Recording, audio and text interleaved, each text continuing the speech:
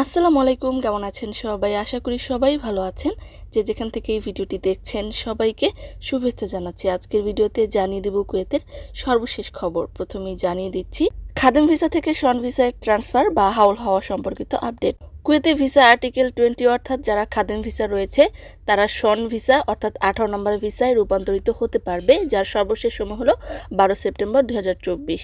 Official ছুটির কারণে 13, 14, 15 September কাজ হচ্ছে না। যেহেতু এখনো পর্যন্ত স্বরাষ্ট্র মন্ত্রণালয় ভিসা ট্রান্সফারে কোনো সময়সীমা বাড়াবে কিনা বা বৃদ্ধি করবে কিনা সে সম্পর্কিত কোনো আপডেট এখনো পর্যন্ত প্রচার করেনি। সেই অনুযায়ী 12 সেপ্টেম্বর হলো সর্বশেষ সময়।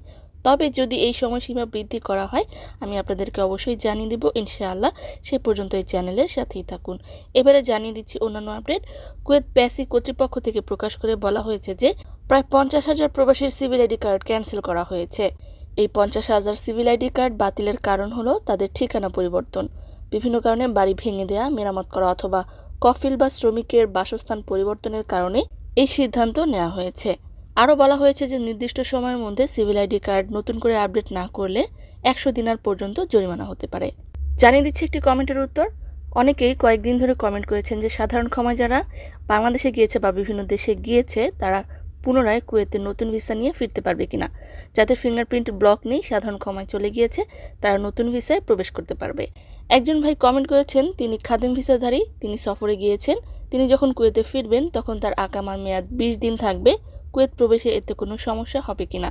উত্তর হলো যে ইনশাআল্লাহ কোনো সমস্যা হবে না। যদি পাসপোর্টের মেয়াদ 6 মাস পর্যন্ত থাকে তবে 20 দিন আকামা থাকা অবস্থায় কুয়েত প্রবেশে কোনো সমস্যা নেই। অনেকেই কমেন্ট করেছেন লামানার প্রথা এখনও চালু রয়েছে কিনা, লামানার মাধ্যমে ভিসা বের হচ্ছে কিনা বা লামানা বাতিল হয়েছে কিনা। লামানা পদ্ধতিতেই কুয়েতের ভিসাগুলো অ্যাপ্রুভ হচ্ছে। বাংলাদেশিদের জন্য ওয়ার্কিং ভিসার ক্ষেত্রে লামানা প্রযোজ্য। জানিয়ে দিচ্ছে অন্যান্য কিছু আপডেট।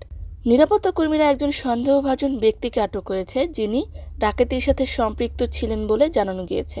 তার কাছে থাকা একটি আগ্নেয়াস্ত্র উদ্ধার করা হয়েছে। আরও জানা গিয়েছে যে ওই সন্দেহভাজন ব্যক্তি একজন কুয়েতি নাগরিক। তিনি জারার তাইমা এলাকায় এই ডাকাতির সাথে সম্পৃক্ত ছিলেন।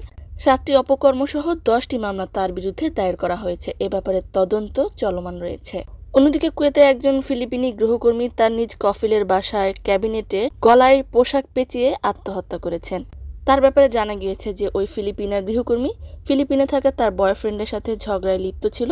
এক পর্যায়ে উত্তেজিত হয়ে সে আত্মহত্যা করেন। এই ঘটনায় তার কফিলের বাড়ির সবাই দুঃখ প্রকাশ করেছেন এবং তার লাশটি ফরেনসিক ডিপার্টমেন্টে পাঠানো হয়েছে। এছাড়াও ফিলিপিন দূতাবাসে এই মামলার সুষ্ঠু তদন্ত চলমান রয়েছে। সম্মানিত ভিউয়ার্স, আজকের মতো এই ছিল আপডেট। পুরো ভিডিওটি দেখার জন্য ধন্যবাদ। এ ধরনের ভিডিও পেতে চাইলে ইউটিউব চ্যানেলটিকে সাবস্ক্রাইব করে দিবেন, ফেসবুক পেজটিকে লাইক এবং ফলো করে দিবেন। আর যারা পূর্বেই করেছেন সবাইকে ধন্যবাদ। আজকের মতো বিদায়। আল্লাহ হাফেজ।